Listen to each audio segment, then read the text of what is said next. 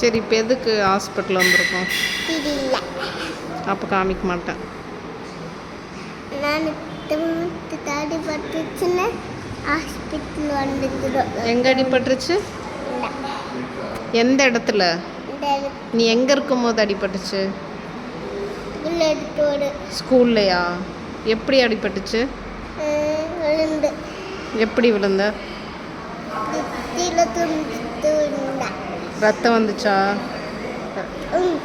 ரத்தம் வந்துச்சா? Ma'am miss என்ன பண்ணாங்க? சும்மா தள்ளி விட்டு பார்த்துட்டாங்க. சும்மா தள்ளி விட்டு கொஞ்ச நேரம் தனக்கு தொட்டும் அழி முடிச்சுட்டு தனக்கு அடித்தாம ஒன்று தண்ணி துடிச்சிட்டேன். அப்போ தம்பி என்ன